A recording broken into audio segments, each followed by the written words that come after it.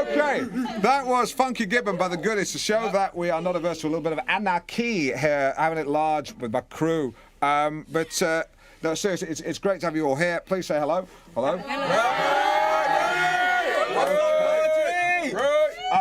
But no, it's a bit of a jam in here, but I'm sure we're breaching all manner of fire regs, but who gives a flip? I'm joined by a bevy of teenagers from North Walsham Comp who have taken their campaign to save the school playing fields and dumped it on the doorstep of the PM. I'm liking it a lot. Okay, listening to Ow! Okay, here's the class clown. Who's the class clown? What? All right, give me some skin.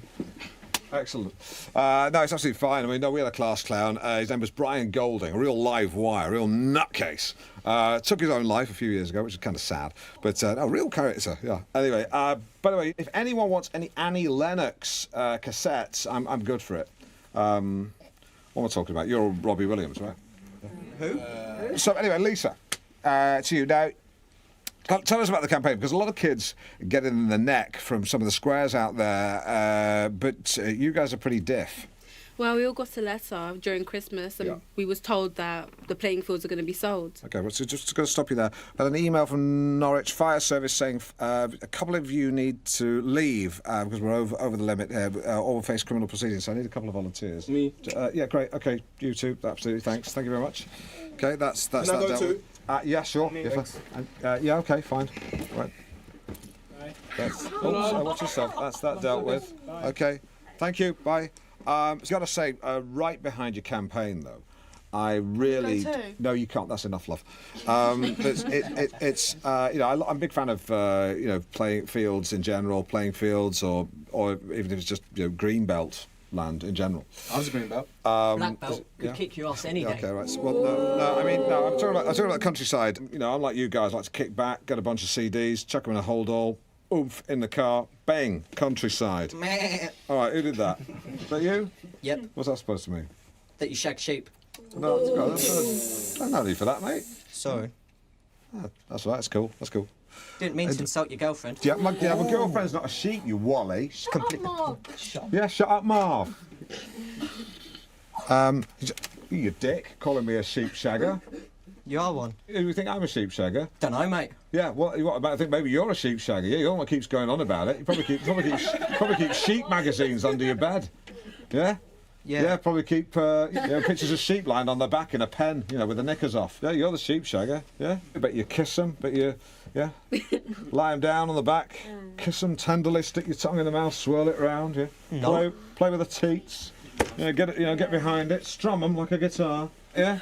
You know, grab fistfuls of fur, grab its horns like a bike, like a drop handlebars and a racer. A grifter would be more of a yak, yeah. And then do you hold them afterwards and say, "You mean the world to me," you know, spooning them with your hot balls pushed up against its woolly back. That's probably for me. Oh, I'm really scared. I am a bit. Hello, Craig. Okay, yeah, I'll be in a minute. Yeah. Okay.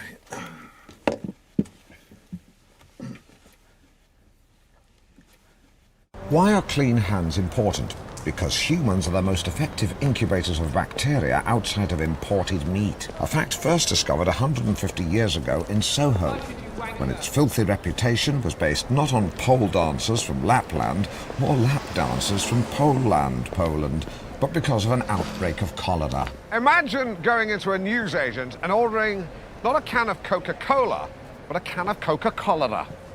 That's effectively what the Soho residents were doing in 1854 when they came to draw water from this pump to sate, slake or quench their thirst. That was before the physician John Snow discovered that the disease was spread through contaminated water.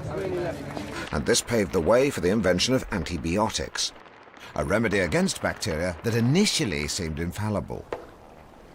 I said initially slightly louder because whilst antibiotics once stopped bacteria like these from breeding like randy Catholic rabbits, their prophylactic power has become dulled through overuse. Many liken antibiotics to giving a box of chocolates to an angry spouse. The first time, the chocolates will overwhelm the wife and quell her ire completely. The sixth, seventh time, the chocolates still subdue the miffed woman, but less than they had earlier. And by the 20th time, the chocolates have little to no potency and can even inflame the problem further. I was troubled by this. I knew more than ever before that we needed to wash our hands. But were we doing? To find out for myself, I've come to the gents' toilets at the BBC to conduct a study of my own. Hello, Alan Partridge, BBC. Did you wash your hands? Yep. Good man. I've concentrated exclusively on the gents' loos. A man standing outside a women's lavatory can be seen as predatory. Equally, a man loitering outside a gentleman's toilet can be fraught with ambiguity. So, to put it on a more formal footing, I've got this woman with a clipboard. Sorry, what's your name? Thera. Sarah. Thera. Sarah. Thera. Okay. The BBC employs some 20,000 people, Just write that down. and not all of them are going to wash their hands. Right, it is Thera. I thought you had a list. No, it's Arabic. Okay. Menial workers, for example, are employed to pick up bits of dirt, and the likelihood of them ever being asked to shake hands with senior management are very low. Put him down as a no. Still, the results made for grim reading, with just 28% saying they washed their hands. Yeah, I'm going to wash my own hands later. Swindon. And I've come to the British School of Hygiene to ask Professor Jean Chowdhury how clean hands can stop the spread of germs. Hygiene. Hi. Hi. Jean, hand washing. How often should we be washing them? Well, anytime we come into contact with bacteria. So, after going to the toilet, Agreed.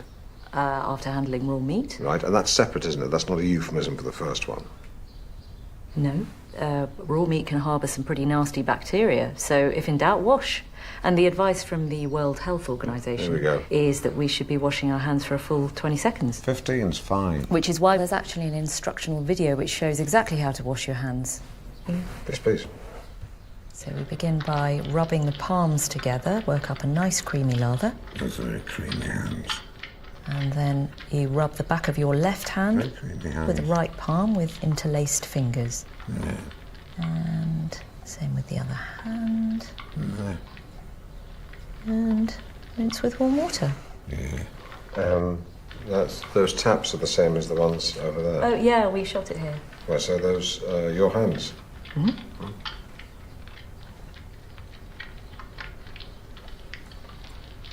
Now, I was going to start, Roger would have loved this. I was going to introduce myself by doing this. This is fantastic.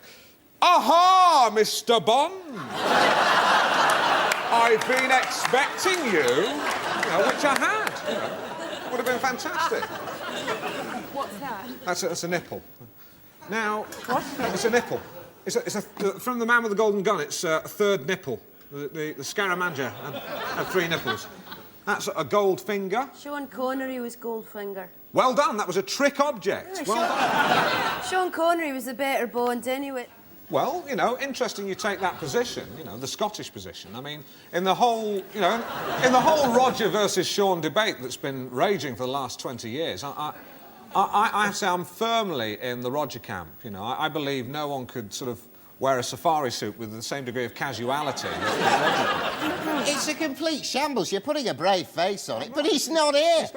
You tell the viewers. Keith Roger Hunt, Moore's turning let me up. stop He's you. not. Let me stop you in your tracks there, Keith Hunt. You can eat your hat now because, ladies and gentlemen, I can confirm Roger Moore is on the show. We're having him on the show right now. Where is he? Live by telephone link-up from the car on a mobile phone. Hello, Roger. Hello, Roger. Hello, Alan. Oh, joy! Oh, Roger Moore. Knowing me, Alan Partridge, knowing you, Roger Moore. Aha! Roger, no? All right, listen, I'm going to cut straight to a key question, Roger. We don't have much time. A hypothetical fist fight takes place between Simon Templar, the Saint, and Roger Moore, James Bond, 007. Who wins? Any thoughts on that, Roger? Roger? Roger? Roger? Roger!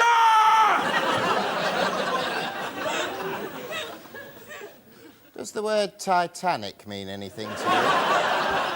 Oh, yeah, people go on about Titanic. Let me tell you something about the Titanic. People forget that on the Titanic's maiden voyage, there were over 1,000 miles of uneventful, very pleasurable cruising before it hit the iceberg. Anyway, we had him on the show. He was on the show. That doesn't count. Face it, mate, he's Roger the Dodger. Am I right? All right, point taken. Point taken. But let's no. We can still rescue it. Let's turn the situation around. Let's call this section of the show "Right to Reply" with Alan Partridge. If you've got any criticisms, let me hear them. I can deal with them. Criticisms? Yeah. A horse takes a dump on your show. No manners, but what a critic. You know, you get a horse with a jump on, she won't jump it. No, it wasn't that I wouldn't jump it. I really couldn't do it. You were right because not it would to, have been of course. terribly dangerous and You've inappropriate. never heard of us. You slag us off the minute we come on. Absolutely We don't get not. any foldback. We're vegetarians. We get ham sandwiches. You get my own kid It was- on. it That was is very well nice. out of order. Yes. You just don't do that when the Yeah, no, Director you don't. General of the BBC... Up yours. Up yours.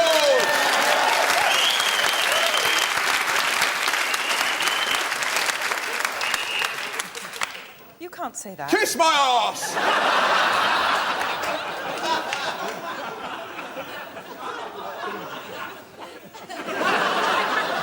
And on that bombshell, it's time for me to say, knowing me, Alan Partridge, knowing you, Scotch lady, woman, knowing you, The Hunt, and knowing you, Mrs. Mouse, and I've just been told Roger Moore has just checked into Claridge's where he's ordered room service. Aha! Dave, what was the worst thing you did?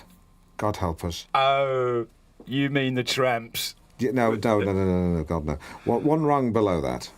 Oh, I remember once I broke into someone's back garden and had a fight with a snowman. You know, I had so much premium lager coursing through me, I thought he was from the council. It's good to see you laugh, Dave. Oh, you've got to laugh, Alan. Although tears sometimes help. Tears can help. Tears would help. I've done all my crying, Alan. I like to think I'm a barrel of laughs, because a barrel of tears is good for nothing. Yeah, well, it's just a bucket of brine, isn't it? It's great that you're upbeat, Dave, but it could do with being a little bit sadder. My glass is always half full, Alan. Wasn't that the problem? You've got a son, haven't you?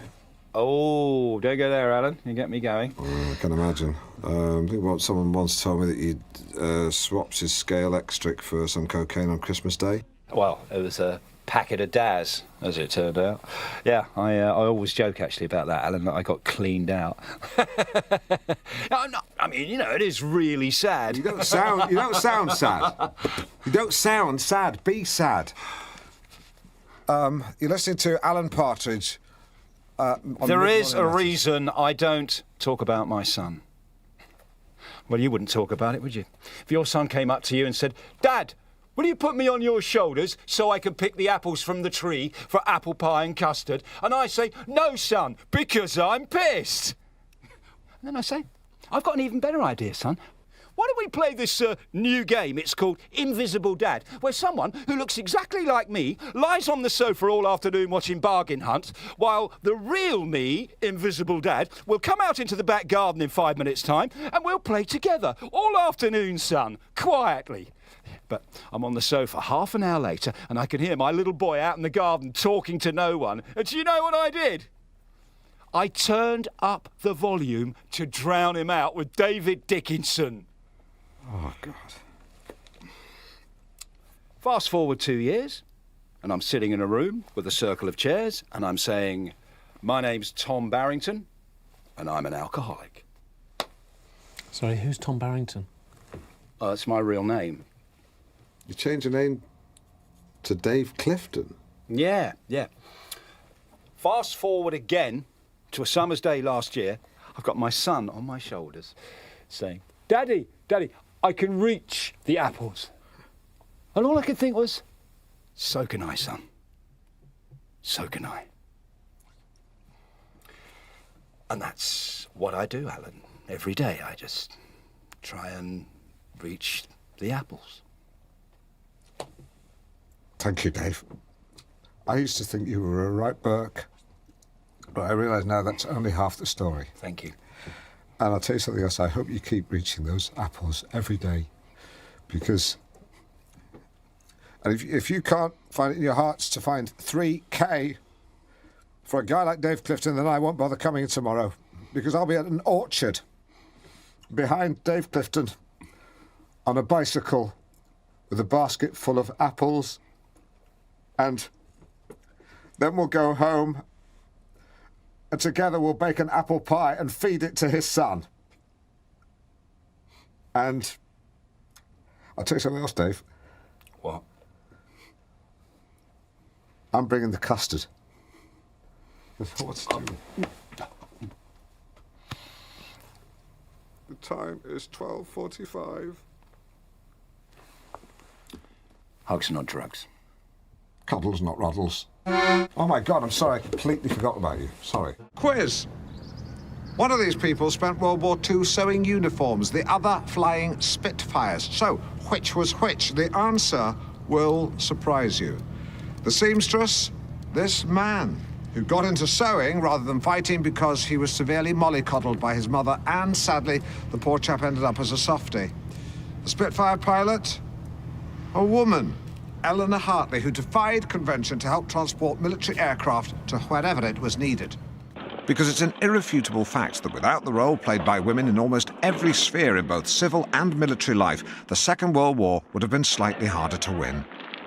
Today, Eleanor is 94 and has very kindly agreed to join us here at Goodwood Aerodrome to return to the wonderful machines that she once flew. Eleanor, thank you so much for joining us. It's lovely to be here. A wonderful, wonderful woman to whom we all owe an enormous debt of gratitude.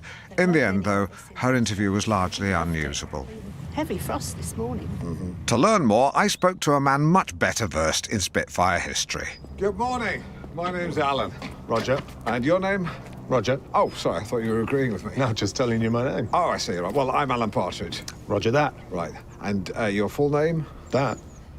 Is your name, don't say anything, is your name Roger That? It turns out the airman, a bit of a character with a love of wordplay, is actually called Paul Wheeler, but he pretends to be called Roger That to bamboozle new trainees. He has also appeared on Countdown. I really didn't do jokes like that because I'm a journalist. Now, Eleanor here, one of the few people left alive who understands what it was like to fly the Spitfire and carry that huge responsibility. What was it like, do you think, for people like Eleanor to carry such huge responsibility? Well, I don't think anyone was in any doubt as to how integral Spitfire was to the war effort. I suppose the only way to truly understand the sacrifice made by Eleanor and people like her is for me to put myself in their shoes. So if the plane gets into trouble, there's no ejector seat, so you'll have to bail out. Why would the plane get into trouble? And we just have to give you the bailout procedure. Okay. So if the pilot says jump, jump, jump, you lower the seat, you unlatch the canopy, you unplug the radio, open the door, jump away from the plane, and deploy your parachute by pulling the D-ring. D-ring? No, D-ring. Yes, of course. Now, if you land in water... Oh, hang on. Say it again? Yes, again. Lower the seat, unlatch the canopy, unplug the radio... Why not do that bit? Well, you need to do that bit, otherwise you'll be tethered to the plane and pulled down to Earth with it. OK, I'll definitely do that then. I'll just asterisk the important ones. Well, they were all important. Yeah, I'll asterisk all of them then. And after a handful of toilet trips, which I'm told is perfectly normal, it was time to spread my wings like the arms of a bird and take off. Does this say latch or cat? Can't look right now, sorry. Can you radio and ask someone? Not right now. OK, but soon. I was quickly lost in admiration for this plucky little aeroplane, and it was a privilege to climb heavenwards until I was touching the face of God with the very tip of my nose.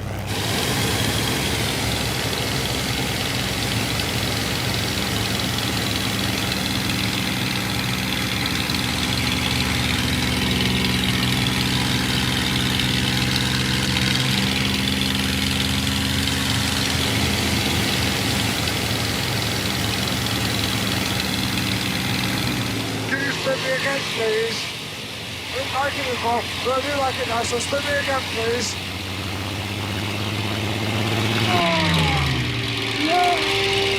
Up here, you can be proud to be British, and no left-wing people can tut at you. No one to admonish you for having a certain point of view.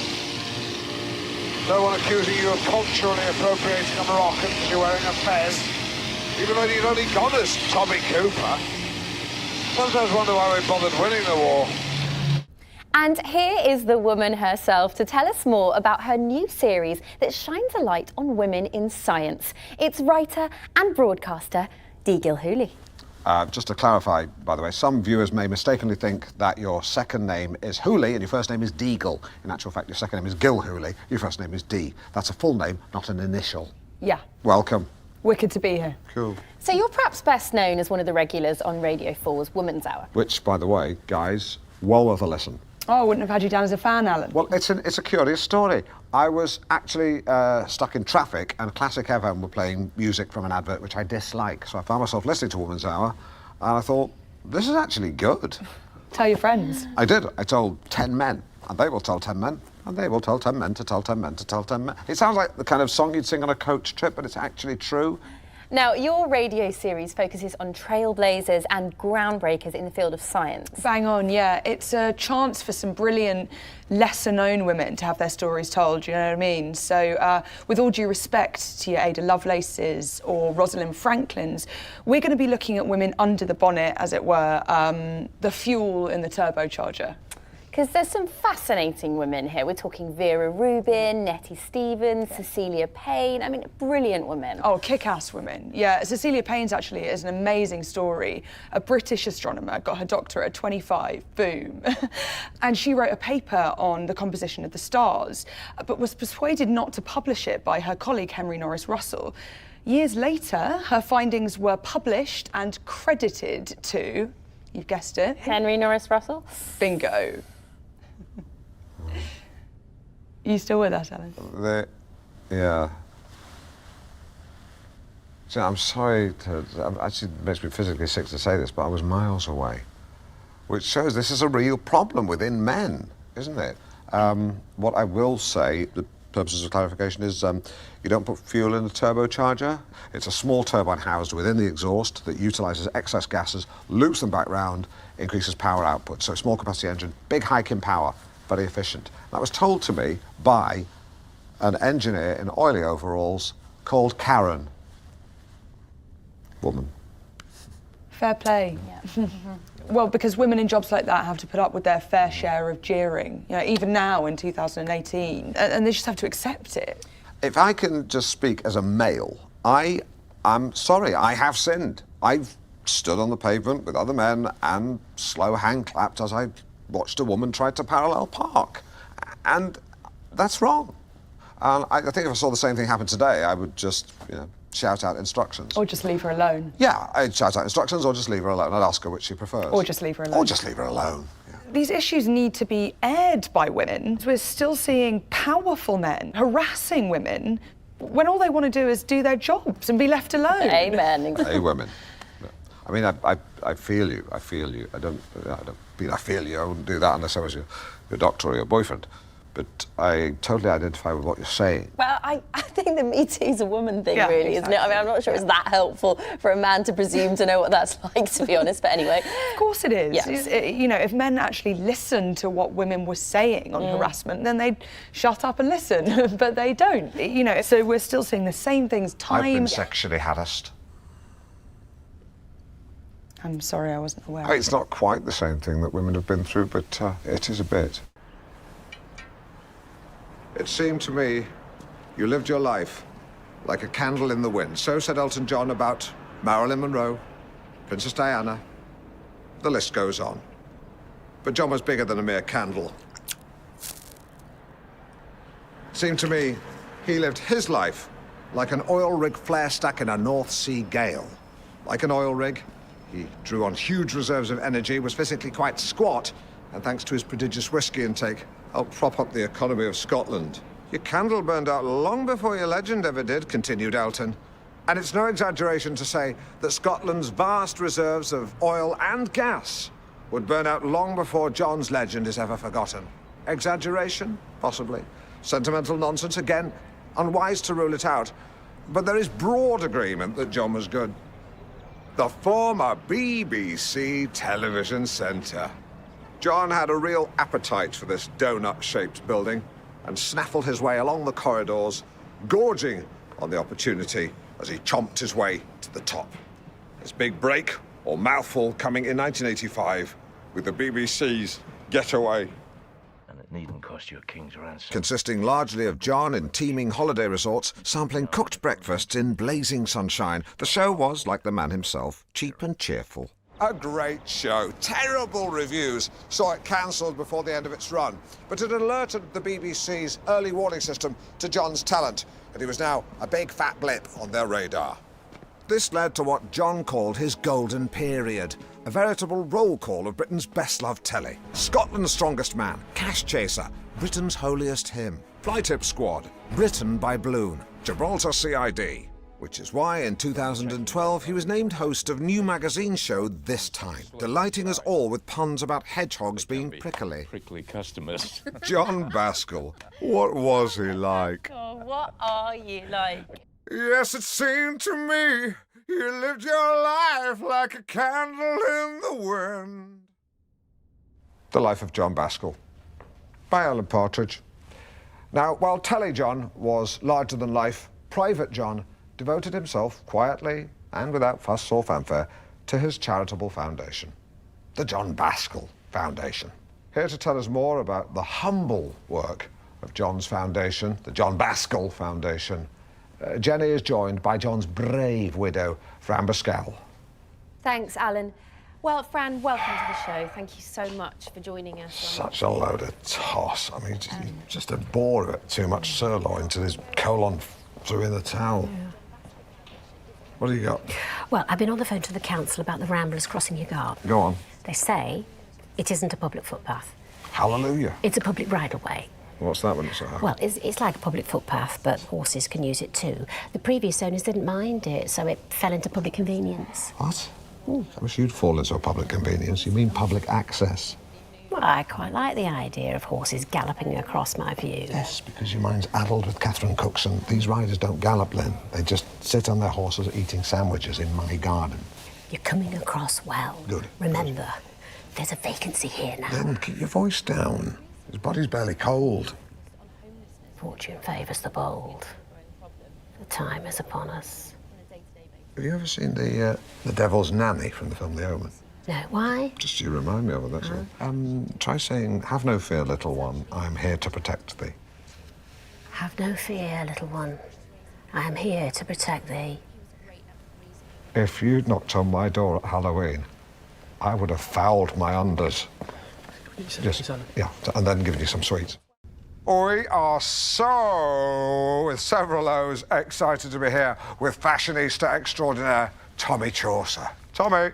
Hi, and excited is right, because today is all about the skirt. After 2 years of heavy tailoring with all manners of trouser, baby, the skirt is back. Okay. So cop a feel of these. Now, our first skirt is a circle skirt, modelled by the beautiful Kirsty. Hello. Just £65. She can't be.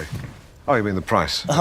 And it's a skirt that's an expression of joy. It's summertime, it's good times, it's light, it's airy, and it's fun. It's a happy skirt, Yes. isn't it? It's Yeah. very elated. It's over the moon. It is. It's chuffed to bits. Can't wipe the smile off its No, face. it's billowy. Like a windsock. Like a windsock. Or like a tent. Yes. Or, a marquee, wedding marquee, like maybe. a big wedding marquee that's not been moored properly. That's right. And you can see exactly what the skirt does for Kirsty's posture, the way she walks, the way she holds herself. And wow, Kirsty owns it. Really? Oh, well, thank you for bringing it in, Kirsty. I mean, she makes it work for her. Oh, totally, yeah. I mean, Simon.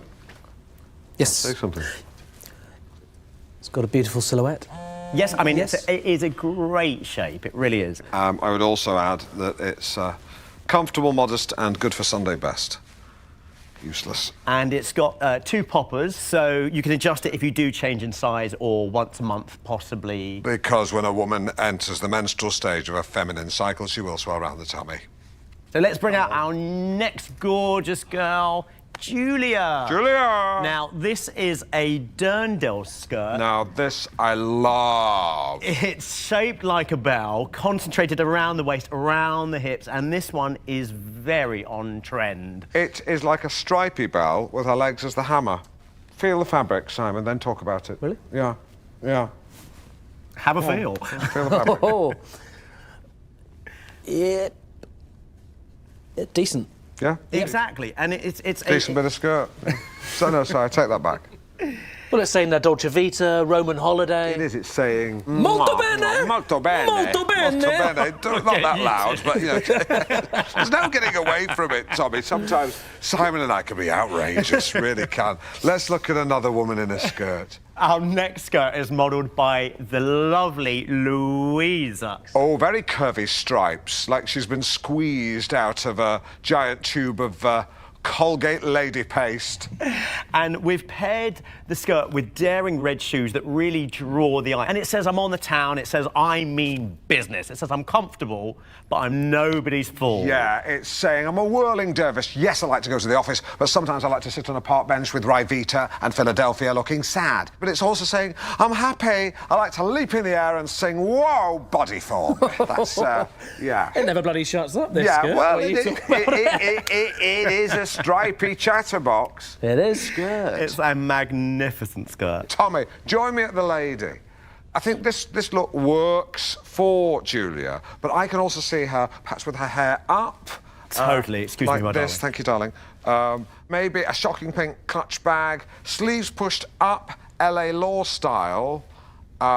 Totally. Hair up, daytime casual, hair down, one word, accessorise. Wrist, neck, ears. Head, shoulders, knees and toes. No. Nails, lots of colour, accessories where you can really let your hair down. Yeah, although I just told you to put it up to me. She's smiling. Earrings, maybe a couple of big hoops. Just toss your head back and shake it around, let them clank against your neck. Thanks, Louisa. Thanks, sweetheart. That was sensational. Jill, Valentine's Day. Unfortunately, not something the whole world can celebrate. No, that's right, Alan, and if you're single on Valentine's Day, it can be very hard, but good food will always lift the spirits. Absolutely, couldn't agree more.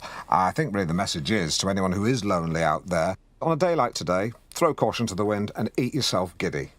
I think on Valentine's Day particularly, it would be a cold heart that wouldn't let you use food as a crutch. Well, the thing is, Alan, it's called comfort food for a reason. It is, it is. Although I would say that if you are going to do that, please do introduce roughage at some point along the way.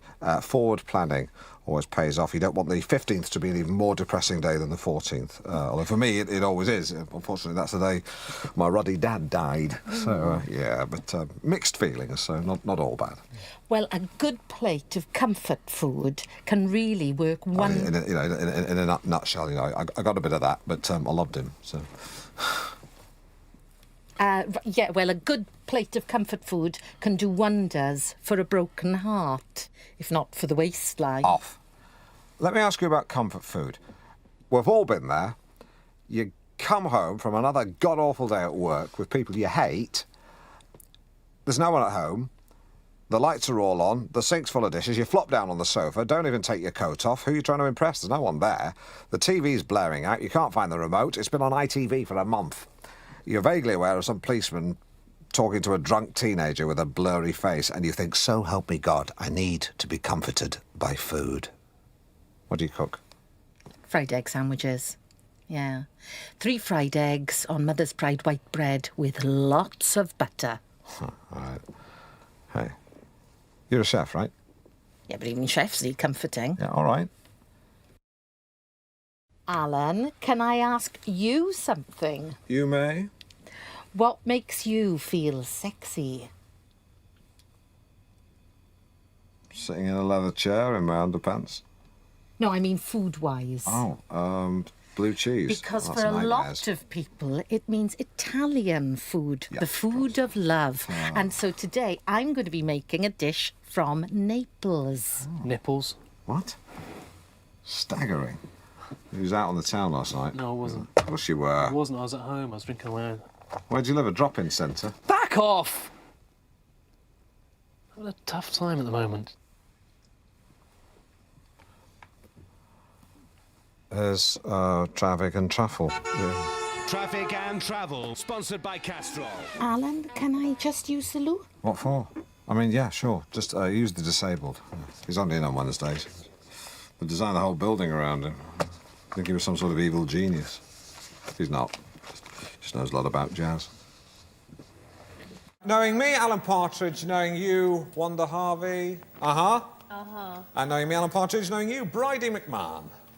Bridie McMahon, Bridie McMahon. Lovely name. That's the kind of name you imagine an Irish, flame-haired, fiery woman to have in a film with John Wayne, isn't it? You just imagine him saying, Bridie McMahon, I'll have you over my knee and give you 6 of the best. And you'd be saying, oh, I'll have nothing to do with you. Keep your hands to yourself. You know, but of course, in the end, you marry him. And, but of course, that's not going to happen. You're a lesbian. And you're Wanda. Wanda, I was just thinking, actually, if you married Glenn, you know what your name would be, don't you? Wanda Ponder. But that's not going to happen because you're, you know, and so's he. I don't want to get bogged down in this whole nest of gay vipers. Have you got a question? Yes. First question. What's it like to be a lesbian? Well, you're asking us to sum up the experience of millions of women in one media-friendly soundbite. If you could. Well, I can't. Well, you're going to have to, love, if you want to make it as a TV presenter. Well, with all due respect, considering we have a series which runs for 24 weeks, I think we've... 24 weeks? I only got 6. Well, perhaps the BBC thinks our show is going to be 4 times as good as yours. No, they don't. Now, you two, you're both lesbians, we know that. I don't mind, it's not a problem. Does it bother you when you hear people use these slang expressions? What slang expressions are you referring to? You know, the usual. Lesbos, lesers, lesby friends, dykes, bull dykes, Dick Van Dykes, spare rib ticklers, cat flaps, baggage handlers, and left luggage. Do those names hurt? Where are you getting all these names from, Alan? Just names. Yeah, that you and the guys thought up in the office? No, we didn't think them all up. I mean, lesers and dykes, can't take the credit for those. OK, now, let's talk about your show, because I've got to. Now, tell us, what's it about? Well, next week, Jeanette Winterston will be reviewing the latest gay fiction, and this should interest you, Alan. We have a women's football team, and also in the next show we have Kitty Mayhew from the British Museum. She'll be looking at some Etruscan earthenware depicting early gay iconography. Fantastic! Are you interested in gay? No, I just realised an anagram of Alan Partridge is Great Drain Pal. You can get the word Pratt out of Partridge, too. Yeah, I know. And Alan is an anagram of anal. Yes. I'm well aware of that. So, anal dirge Pratt. I didn't know that. That's a good one. It's a very good one, that. Yeah. I've been trying to think of one for Glenn Ponder. So if you can help me out there, that'd be good. Now, your new show. Porn legend. Sorry? Porn legend. It's an anagram of Glenn Ponder. Yes, you're absolutely right. Glenn, are you a porn legend? Well, my boyfriend thinks so. Yeah, all right. I don't think that. Don't want to get bogged down in that whole gay hornet's nest. Your new programme's called Off the Straight and Narrow. It's a bit of a mouthful, isn't it? Well, we call it OTSAN, or OTSAN for short. Nearly an anagram of Satan. Carry on. And now on North Norfolk Digital, Partridge Playhouse presents A Chill Breeze or A Glowering Glassblower, This Way Comes. Britain's cows have started lying down in different directions, causing rural panic. The government appeals for calm, but maverick scientist Jim Hannigan suspects foul play. Professor Hannigan? Professor Hannigan? Yes? Are you esteemed Professor Hannigan? Last time I checked my lanyard. That's Hannigan, sharp as a tack. This is of the utmost secrecy. If the scientific community knew I was even approaching the man they'd ostracized, how can I be sure it's you? You'll notice I shook your hand quite badly. Of course. You're missing fingers. What's happened to his fingers? Hannigan's fingers are based on a guy I knew used to work the engine crane at Longbridge, and they're supposed to wear gauntlets, but... A London cocktail party with the cream of the world's scientific minds. Remarkable. Yet one still can't get a decent glass of wine. John Blindborn. Yeah. Whatever happened to him? He got caught having a bubble bath with a boy in the 90s, and so his confidence has taken a bit of a knock. But he's still very good, and his rate's gone through the floor. Hello, Hannigan. Professor Jim Kelvin Hannigan, if you don't mind. So you're playing Hannigan? Yeah. I mean, a few actors read for the part. A guy cyled Mark Rylance. Yes. Yeah, he was spectacularly good, but he wasn't Hannigan. Professor Hawking is driving over to us now. In the end, I got the part. Good evening, Mr. Dooley. Oh, hello, Professor Hawking. You know your waistline is like the universe. How do you mean? It's ever expanding. You know the universe is ever expanding. Yeah. Yeah. I don't have to stand for this. I'm going over there. Nice one, Hawks. Sometimes I wish I was disabled but clever with a robot voice.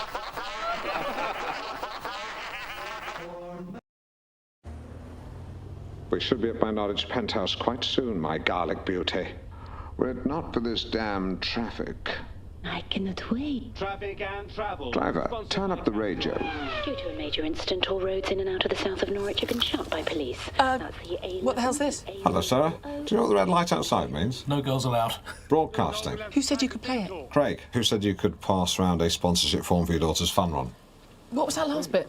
Oh, that was just part of the drama. But people might think it was an actual traffic report. I've seen the way you look at me. Your eyes devour me.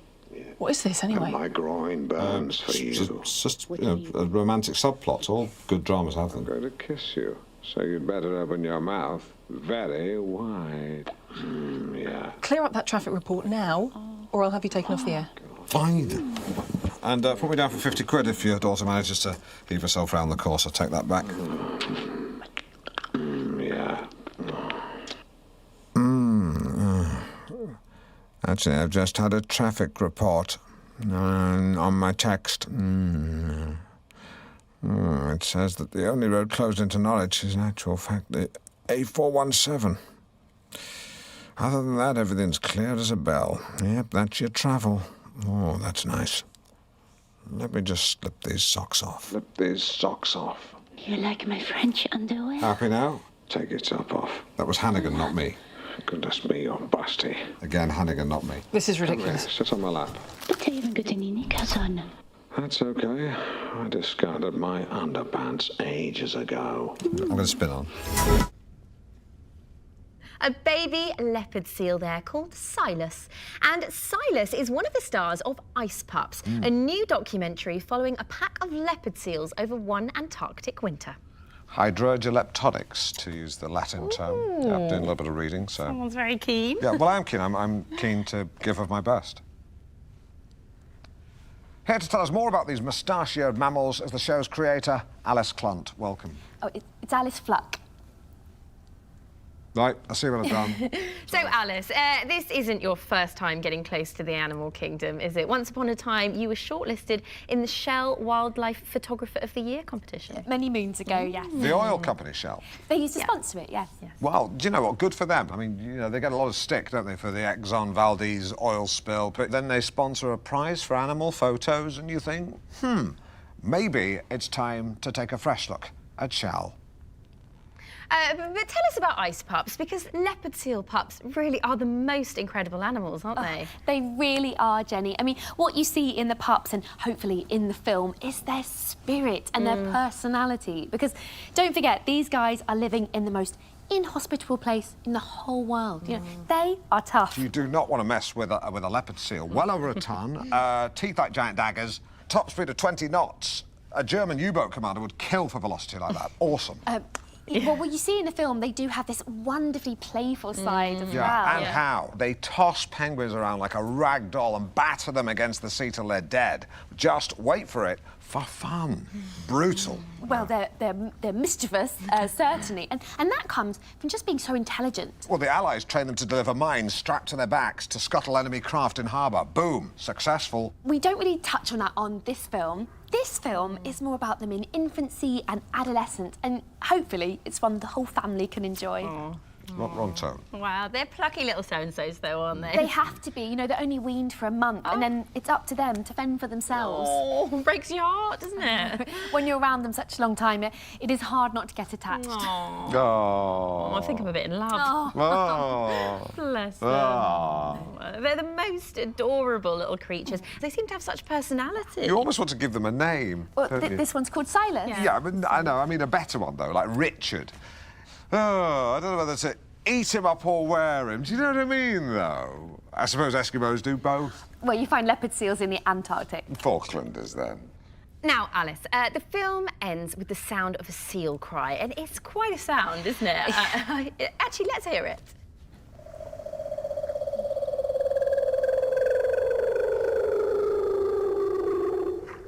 It's not a sound you forget. No. When I heard that, I had an overwhelming sense of Gary Newman. And you know the other musician I was thinking of? Don't know why. Seal. I do know why. It almost sounds sort of philosophical, doesn't it? I don't think that's the right word, Jenny. I think it's remindful. It reminded me of my granddad. Did it? Yeah. He made funny noises and he had whiskers and he liked fish. He was a smashing granddad. One of my earliest memories, actually, is him taking me to the fun fair, and me asking for a candy floss, and then eventually he gave in and got me one, and took me home, said goodbye, but left his hat. And when I ran to the bus stop, he wasn't there. And I saw he was walking up the hill. That's when I realised he'd spent his bus fare on my candy floss. Grandad Graham. Grandad. And you can see the whole of Alice's film on BBC One tomorrow night. Alice Clant. Fluck. Fuck. Fluck. Thank you very much for joining us. Today we're talking condiments. You're stuck on a desert island. You're allowed one condiment. Which is it to be? John in Sproston. Ketchup. Harry in Bodham. Mustard. Kev in Norwich. Gravy. That's not a condiment, it's a hot sauce. Bristol then. That's a brand of gravy. Bronson pickle then. And that's a relish. It's 8 minutes to 12. In less than 1 hour. Mustard. Myself and sidekick Simon. Man the barricades. Will come face to face with one of the most beautiful women in the world.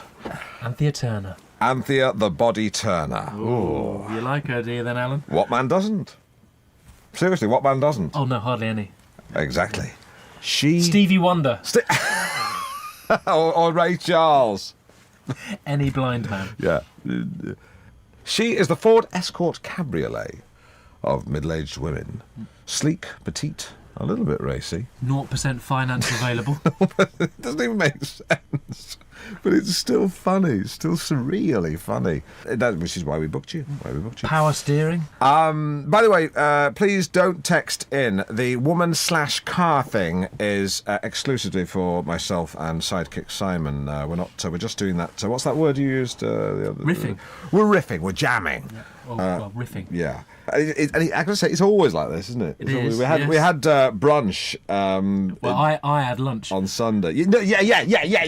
You had lunch because I would turn up at about 11:30. Yeah, I know. I pitched up about 12:10. He pitched up at 12:30, like blooming rolls in like Lord Vader, Lucan, and what did you order? I had the Thai fish cakes. Yeah, that's right. You sat there stuffing No, yourself. don't tell me what I had. I had the. I had.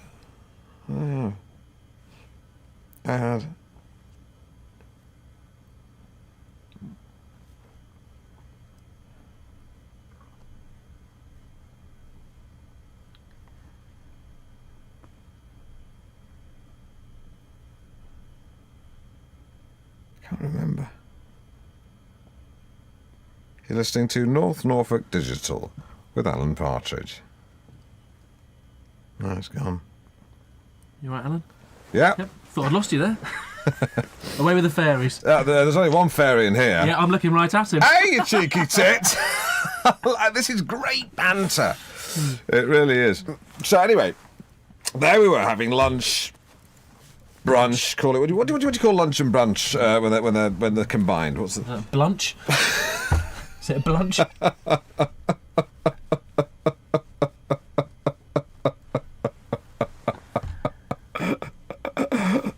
That's excellent. Really good. And I'd got the supplements, hadn't I? We spread the supplements out on the coffee table, and I think we had a bit of a tussle over the motoring section. We did a bit. We locked horns. We grappled. We wrestled for them. We didn't wrestle, but you gave me a bag of crisps, didn't you? Yes. Cheesy onion, cheese and onion. Cheese and onion. And now normally when I open a packet of crisps, I open them at the top, but Simon showed me a technique whereby you splice the packet down the side, lay it flat, and share the contents. Hippie style. And I think, in all seriousness, it was at that point that I realised that here was a guy who's prepared to push the envelope. Cheers. Oh. I'd love to see you open an envelope, probably do it in a very unconventional way. OK, I've come up with a list, a top 10 list of things not to say to a customs officer. Time for travel update with Chris Gifford. Kippers, that's what I had. Alan, we're back on. With respect, Councillor, I think our listeners will be more concerned about cuts to public services. Well, absolutely, Terry, and that's why we've set out proposals to ensure... Let me take it from here. Throw me the ball. Councillor, you talk a good game. I caught it, by the way.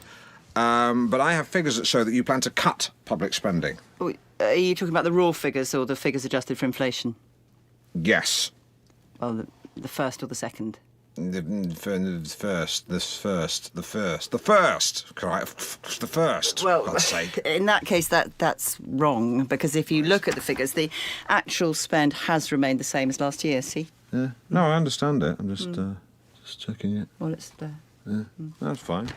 Another area where we've seen a great deal of public anger is in council housing. Now, what is the proposal here? I meant the second. Sorry, I meant the second one. When you gave me the choice before, I meant the second choice where the figures are adjusted for inflation. Well, Alan, we've made no secret of the fact that we're not going to keep pace with inflation. In fact, it's one of the few issues that we have cross-party agreement on, so... Right. We've made no secret of the fact that we're going to have to make... Bus fares. I'm sorry? Bus fares. Have you not put up bus fares? As we said in our manifesto, we won't be putting up bus fares in any... Have you put up bus fares? Not in real terms. Have you put up bus fares? In line with inflation, we have had to keep pace... Yes or no? Have you put up bus fares? In our manifesto... Have you put up bus fares? We've only put up bus fares. Have you put up bus fares? Yes, but only in as much... Yes, but yes. Yeah. Thank you. If you want to see that interview back online and see me getting a politician to admit something slightly different from what they said earlier and then saying, look, you said something slightly different from what you said earlier. And so 1-0. It's 10 a.m. It's just after 10 a.m. You have been listening to Alan Partridge with special guest Tory Bronwyn Matthews. Tory Councillor Bronwyn Matthews. Yeah, her, and what's your name? Terry Cohen. Terry Cohen. Get well soon to Eddie Shepherd, who I'm sure will get well very soon. That's rhetoric and not a prognosis. Right now, you're listening to Mid-Morning Matters with Alan Partridge. See ya. Take a cup of personality, pour in some chat, and drink up some good company. i.e. Mid-Morning Matters with Alan Partridge. Good evening, morning, afternoon. Who cares? Who gives a flying monkey? Because today we're talking about things you don't see much of anymore. Already we have capes, tinned meat, Horlicks, sparrows, hula hoops, the crisps, not the toy. Hula hoops, the toy, not the crisp. Swimming pools with deep ends and asbestos. We'll be asking, should we bring some and or all of them back? So do please text, Twitter, spam, fax, page, write and or email.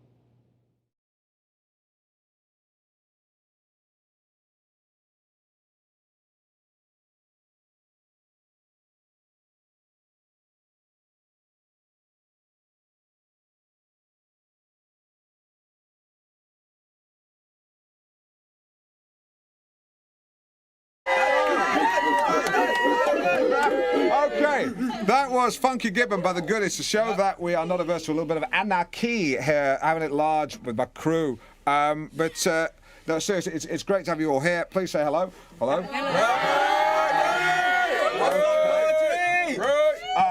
But no, it's a bit of a jam in here, but I'm sure we're breaching all manner of fire regs, but who gives a flip? I'm joined by a bevy of teenagers from North Walsham Comp who have taken their campaign to save the school playing fields and dumped it on the doorstep of the PM. I'm liking it a lot. Okay, listening to Ow! Okay, here's the class clown. Who's the class clown? What? All right, give me some skin. Excellent.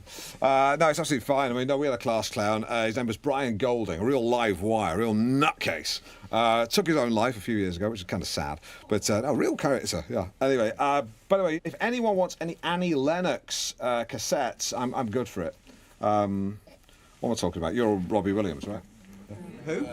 So, anyway, Lisa, to you. Now,